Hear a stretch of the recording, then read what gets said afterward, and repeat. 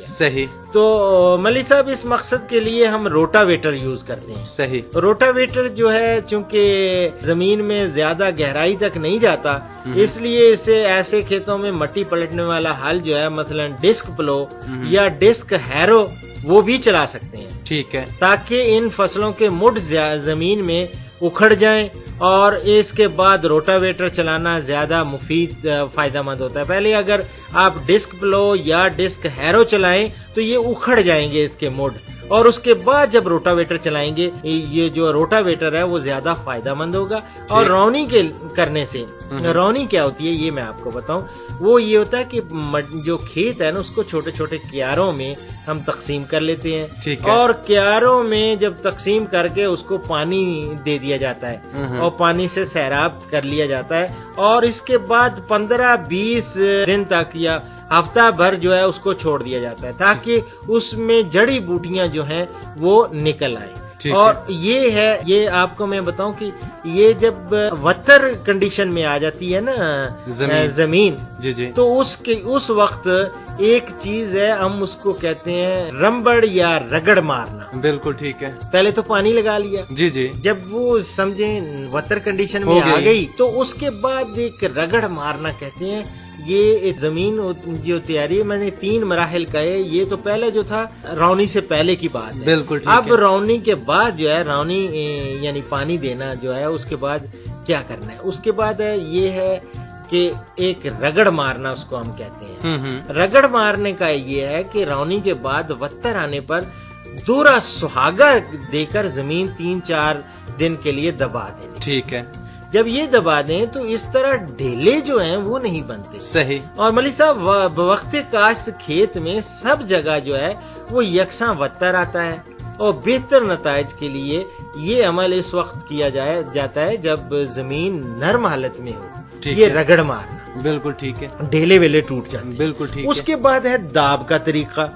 दाब जो है वो रगड़ के बाद 2 बार हल चलाकर हम दूरा भारी सुहागा देकर जमीन को 5-7 दिन के लिए यूं ही छोड़ देते हैं। ठीक है। जब छोड़ देते हैं तो जड़ी बूटियां उगाती हैं, उनको मौका मिलता है, वो जड़ी बूटियां काफी परवान जड़ वो सर उठाती हैं। और जब सर उठाती हैं, सर उठाने के बाद मलिक साहब हम क्या करते हैं कि उसके बाद एक दफा फिर जो है हल चला के इनको तल्फ कर देते हैं। बिल्कुल ठीक है। और जब खास तौर पे को दोबारा हल चलाते हैं तो ये सारी जड़ी बूटियां जो छोटी छोटी अभी उगी होती हैं वो सारी जमीन के नीचे दब जाती हैं।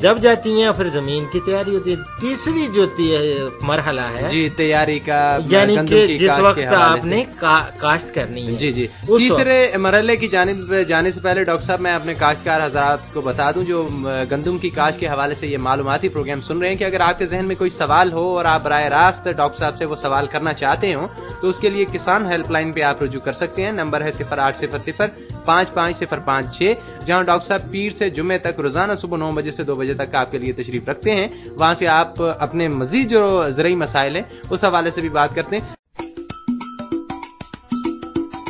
इदारा मुंतकिली फने ज़राअत पेश करता है किसान हेल्पलाइन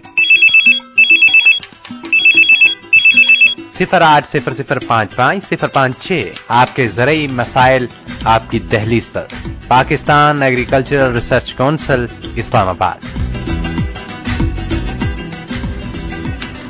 जी डॉक्टर साहब, तीसरा मरला और आखिरी मरला है जो इसका काश्त का, उसके हवाले से बताइएगा। तो इस ज़िम्न में मैं अर्ज करूं कि आखिरी जो तैयारी है बराए काश्त खसूसन आपाश इलाकों में जी जी, तो भारी और मैरा जमीनें जो हैं उनमें 2-2 बार हल चलाए और उसके बाद सुहागा दे दी। सही। जब हल्की जमीनों में याद रखें कि 1 बार हल चलाना काफी है और सुहागा देना काफी है। ठीक है। लेकिन धान की 65 अक़साम की कटाई के बाद जी, जो खाली होने वाली जमीन की तैयारी के लिए रौनी की जरूरत जो है वो नहीं होती, ये याद रखें, क्योंकि वत्तर हालत में उसी वक्त होती है। उस वक्त हमें डिस्क हैरो या डिस्क प्लो जो है वो चला के और ताकि उनके मुड़ जो है वो उखड़े और रोटावेटर चला देना चाहिए। रोटावेटर चला के 1-2 मरतबा जो है हल चलाकर सुहागा देकर जमीन तैयार कर लेनी चाहिए। सही। इसी तरह कपास वाले इलाकों में आखिरी चुनाई मुकम्मल करने से पहले कपास की खड़ी फसल में पानी लगाएं और उसके बाद वत्तर आते ही छड़ियां काट कर और जमीन की तैयारी शुरू कर देनी चाहिए। सही। लेकिन रेतीले इलाकों में गंदम की अगेती काश्त की हुई जो फसल है उस पर याद रखें कि दीमक का हमला बहुत ज्यादा होता है और ऐसी जमीनों में रौनी के वक्त जो है हमें टीना किल जो है वो 3 लीटर हम कहेंगे जो वो फी एकड़ वो अगर टीना किल इस्तेमाल करें अच्छे नताइज होते हैं। तो ये था जमीन की तैयारी के बारे में जो भी मेरी मारूजात थी। जी और मुझे उम्मीद है कि किसानों ने खासा इसको गौर से सुना होगा और उस पे अमल करेंगे। बिल्कुल ठीक है। और एक दफा फिर बताते चलें कि अगर गंदम की काश्त के हवाले से जमीन की तैयारी के मराहिल में आपको कोई दुश्वारी का सामना पेश आ रहा हो या आप डॉक्टर साहब से कुछ पूछना चाहते हो, रहनुमाई की जरूरत हो, मुशावरत की जरूरत हो, तो किसान helpline Pakistan agriculture research council का टोल फ्री नंबर जो डॉक्टर साहब खैबर से कराची तक जी माशाल्लाह ये। और इसके अलावा हम लोग अब लोगों के सवालों के जवाब जो है वो टीवी पे भी दे रहे हैं। जी जी। इस दिन में हमने किसान टाइम के साथ मिलके ये किसान हेल्पलाइन का एक 2 दिन ये हमारा टेलीकास्ट होता है प्रोग्राम। जी जी। एक हफ्ता को और दूसरा इतवार को। हफ्ता को होता है 1:15 बजे से 2 बजे और इसी तरह हफ्ता और इतवार दोनों को 1:15 बजे से 2 बजे के दरमियान ये होता है और इसकी जो रिकॉर्डिंग होती है हर मंगल को 1 बजे से 2 बजे तक होती है, जिसमें हमारे काश्तकार हजरात बराह रास्त अपने सवालात भी पूछ सकते हैं और ये अपनी आवाज भी जो है वो सुन सकते हैं वहाँ टीवी पे देख सकते हैं। बिल्कुल ठीक है। हाँ जी। और नंबर आपको जैसा कि हमारा अभी प्रोमो चलेगा आपको अंदाजा हो जाएगा। इदारा मुंतकिली फने ज़राअत पेश करता है किसान हेल्पलाइन 080055 आपके ज़रई मसाइल आपकी दहलीज पर।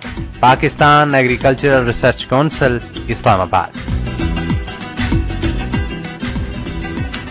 बहुत शुक्रिया डॉक्टर साहब कि आपने गंदम की काश्त के हवाले से जमीन की तैयारी के बारे में बड़े मुफीद मशवरों से हमारे सुनने वालों को। मली साहब आपका बहुत शुक्रिया कि जो आपने ये मौका मुझे फराहम किया अपने किसानों तक जो मालूमात हैं जो ज़रूरी सिफारिशात हैं हमारी तहकीक के हवाले से हमारे मुहक्किकीन ने साल हर साल की जो है मेहनतों के बाद ये मुरतब की हैं वो लोगों तक पहुंचाएं। बहुत शुक्रिया डॉक्टर साहब। आइंदा भी आपको तकलीफ देते रहेंगे। बड़ी नवाजिश है आपकी। अल्लाह हाफिज।